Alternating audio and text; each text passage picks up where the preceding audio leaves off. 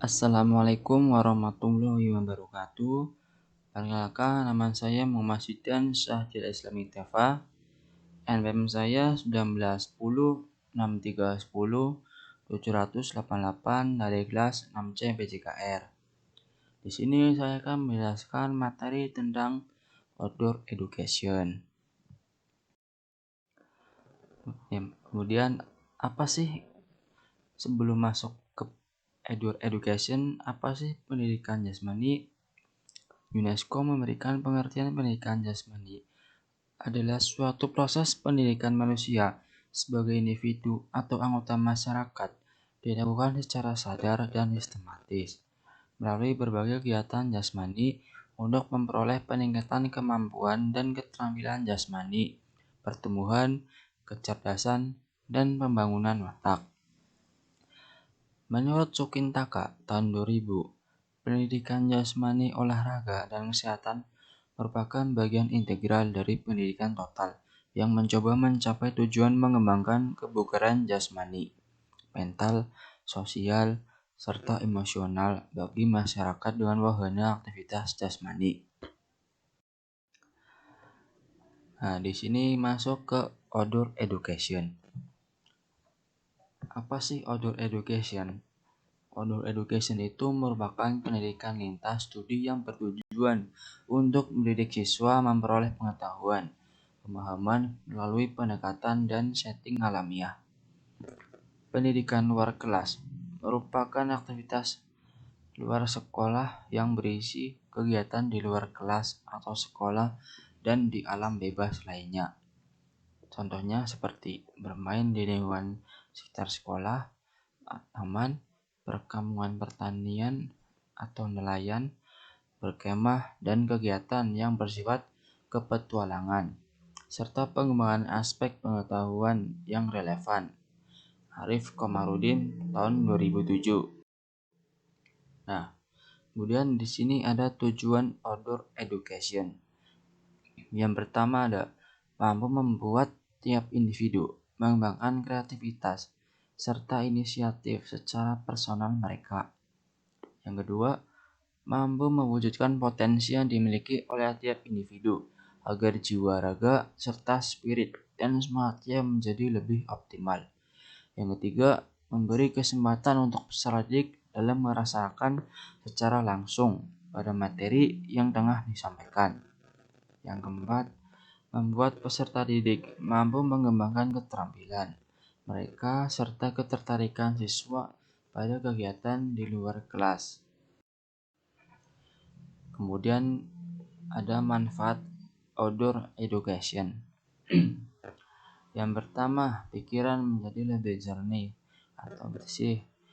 Yang kedua, ada sistem pembelajarannya terasa lebih menyenangkan, aktif.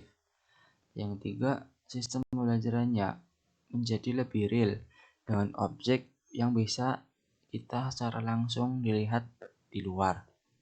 Kemudian yang keempat, ada sistem pembelajaran menjadi lebih kreatif lagi.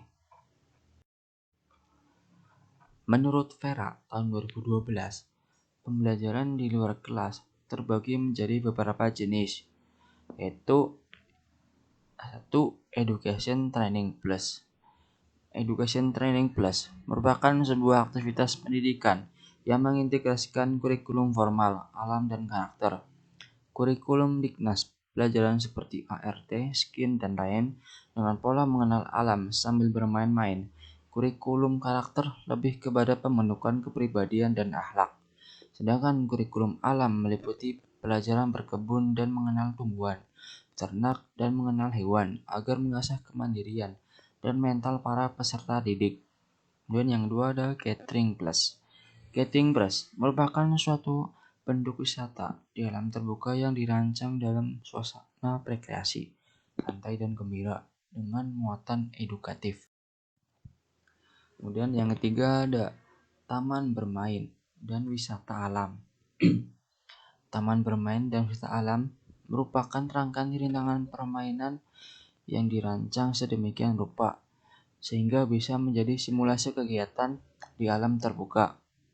Kegiatan ini membuka potensi diri yang selama ini belum diketahui, sehingga melalui aktivitas low dan high rope ini muncul ada rasa percaya diri. Dan yang keempat ada experiential based study. Experiential based study ini merupakan kemasan kegiatan berupa pembelajaran yang dirancang sedemikian rupa sehingga dapat diaplikasikan dengan menggunakan alam terbuka sebagai media. Proses pengenalan diri, minat dan bakat berbasiskan kurikulum sekolah sehingga program ini sangat efektif untuk para peserta karena mereka terlibat untuk melihat, mendengar, dan langsung berbuat experiential learning. Dan yang kelima ada knowledge management. Knowledge management merupakan kemasan pendistribusian sejumlah pengetahuan yang akan menjadi pembelajaran bersama. Knowledge management ini telah diformulasikan sebagai sumber pengetahuan bersama dan dapat diimplementasikan dengan makna berguru. Kemudian ada beberapa konsep yang melandasi pendekatan outdoor learning. Yang pertama, pendidikan selama ini tidak menempatkan anak sebagai subjek. 2. Setiap anak berkebutuhan khusus dan unik. Mereka mempunyai kelebihan dan kekurangan, sehingga proses penyeragaman dan penyamarataan akan membunuh keunikan anak. Keunikan anak ini yang berkebutuhan khusus harus mendapat tempat yang dicarikan peluang agar anak dapat lebih berkembang lagi. 3. Dunia anak adalah dunia untuk bermain, tapi pelajaran banyak disampaikan lewat permainan. 4. Usia anak merupakan usia yang paling kreatif dalam hidup manusia. Namun dunia pendidikan kurang memberikan kesempatan bagi pengembangan kreativitas.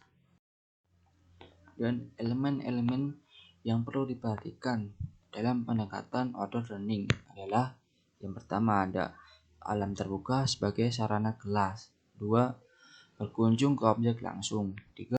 Unsur bermain sebagai dasar pendekatan. 4. Guru harus mempunyai komitmen. Nah, ini adalah contoh kegiatan luar kelas. Contohnya berupa ada berkemah, mendaki gunung, menjelajah, memancing, memasak, mempelajari alam atau kerajinan tangan, dan yang lainnya. Cukup sekian penyampaian materi dari saya. Terima kasih. Wassalamualaikum warahmatullahi wabarakatuh.